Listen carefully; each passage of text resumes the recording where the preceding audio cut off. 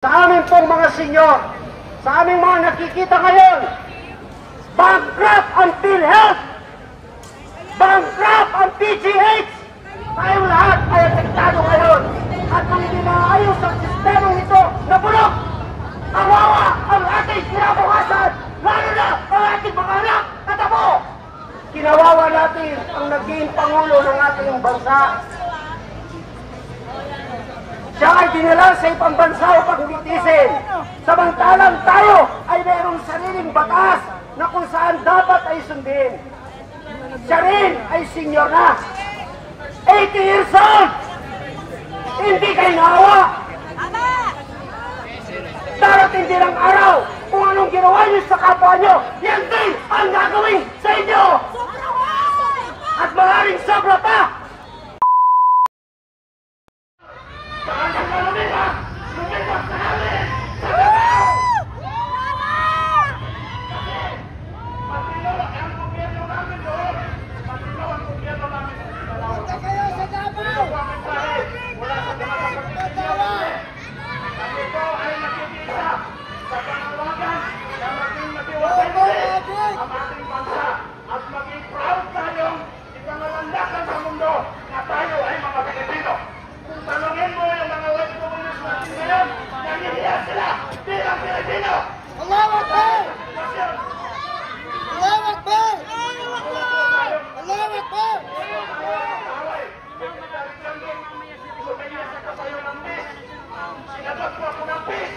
Magkakasama tayo dito, magkakabatid po tayo dito. Pero kinaragyan kami, pero kami lang nasa kaming dalaw, mayroon kaming isang salita. Sana po, panalangin natin sa Diyos na magkakaisa tayo muli at gagabayan tayo muli.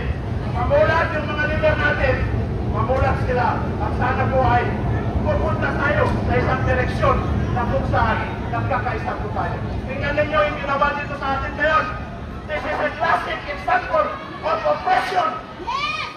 Why? Wala ho kaming dalang atas. Kundi mga blackouts lang. Bakit ganito ang barikada?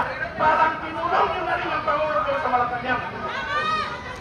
Wala kaming dalang ano. Pumunta kami dito peacefully with our loving heart. This country. Ako po, sabihin ko sa inyo, puro National Liberation Front member ako. Pagbasan po ako. Pagbasan ako. Tapos na yung away natin. Tapos na yung gera. Ang hangad namin ay kapayapaan. Subalit, paano natin maabot ang kapayapaan kung wala tayong magandang direksyon?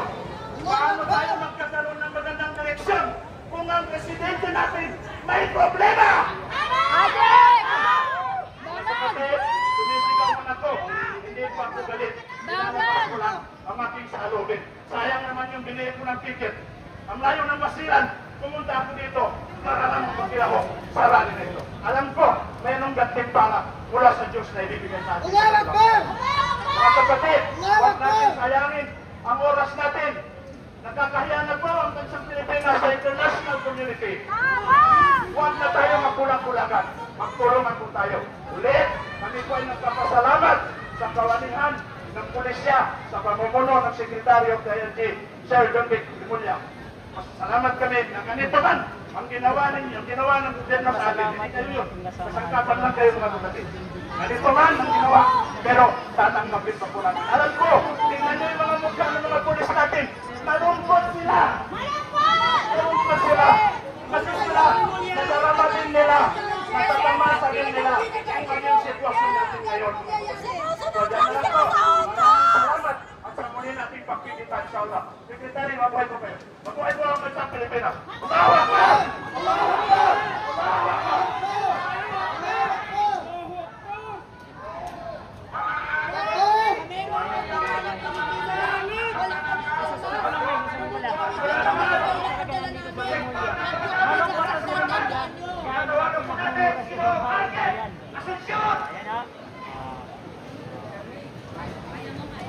Ayan si Rimulya, mga kababayan. Ang sakit ng mga tinanggap ng mga salita mula sa taong bayan.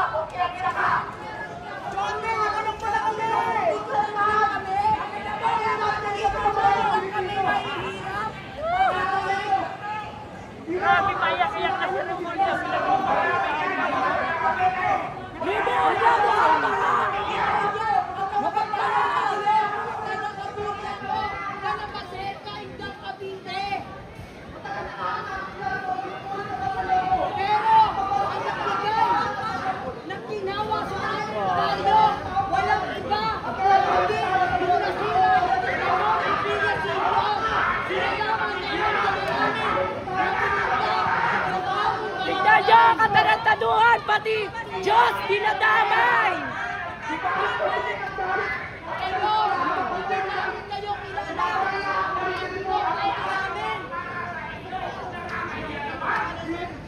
Si Baliksi, kilala ko si Baliksi, di ba?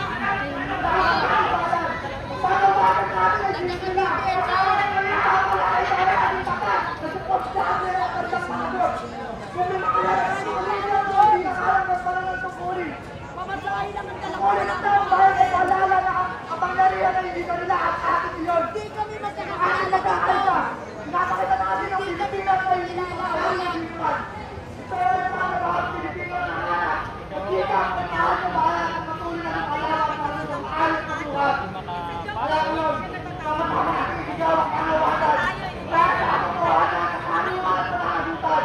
Kapag ang Pilipinas, Ilagay na barikada ay nakawin din pa.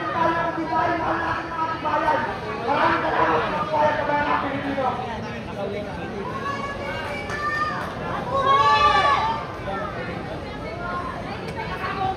Tapos yung nasa Salamat. Ang gayon naman po. Denny Lugaw. Para mapagbigyan natin sa pagsasara ng ating programa ngayong hapon, bigyan po natin ang pagkakataon na tayo alayan ng panalangin at magpahayag si Pastor Jerry Yares.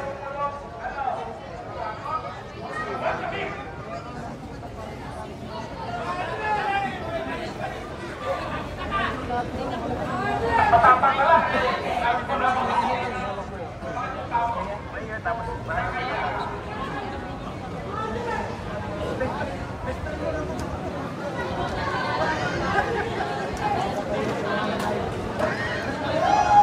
Test lang, matatahimik na kami.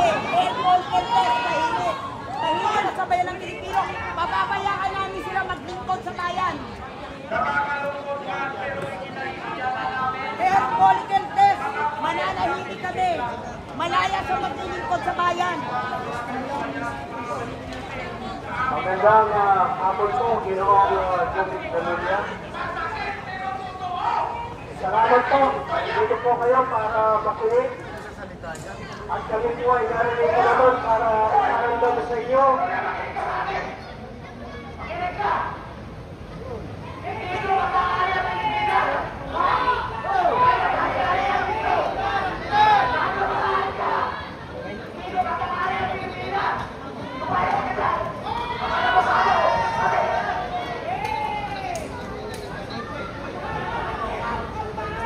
Muli po, magandang hapon, Ginoong Remulla. Salamat po, nandito po kayo para pakinggan kami at proteksyonan ang aming mapayapang pagtitipon.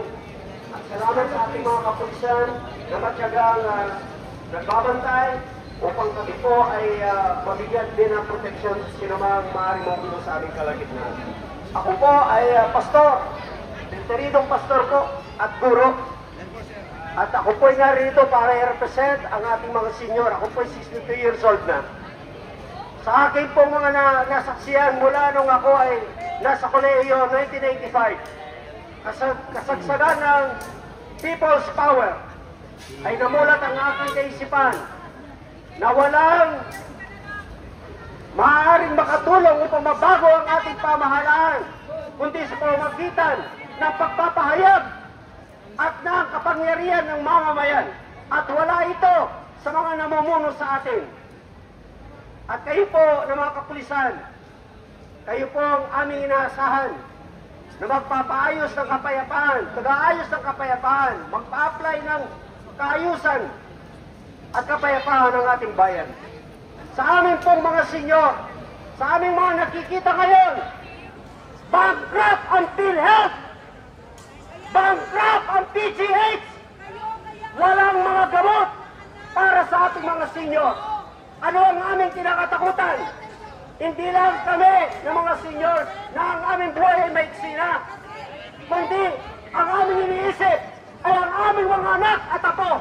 At kayo din naman na nandiyan, malapit na rin kayo mag-senyor.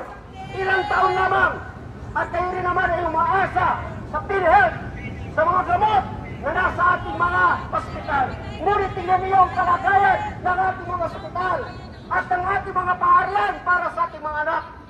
Hindi dito na susuportahan ng mabuti. Saksakan sila sa mga ospital. Punong-puno ang mga ward. Kulang ang mga classroom.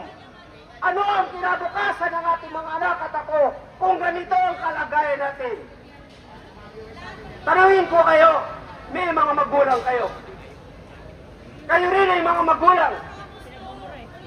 Darating din ang araw na kayo ay manghihina, magkakasakit at mangangailangan ng tulong at hindi magiging sapat ang inyong mga sahod.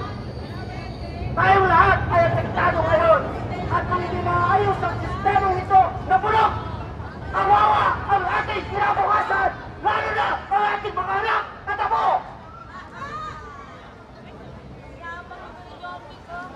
Kinawawa natin ang naging Pangulo ng ating bansa.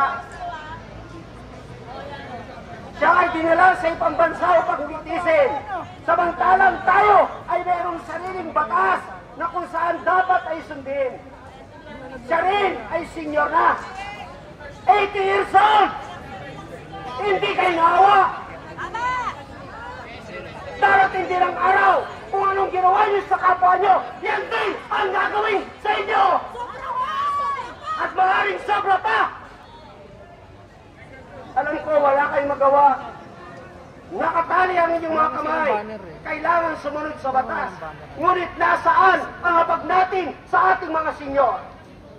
Kung tayo mismo ay hindi kumikibo, umiimik, at ang ating inaasahan lamang ay ang ibibigay sa atin. Ngayon po, sa aking pagwawakas, nais ko ipaabot sa inyo. Muli, salamat sa inyong pagkikinig. Nawa, bago kayo matulog mamayang gabi, manalangin kayo at pag-isipan ninyo ang kalagayan ng ating bansa. At ito po ang aking panalangin. Nais milihin na tayo, ay umuko at manalangin. Ama, wala kaming kapangyarihan sa aming mga kamay, kundi ang aming mga boses.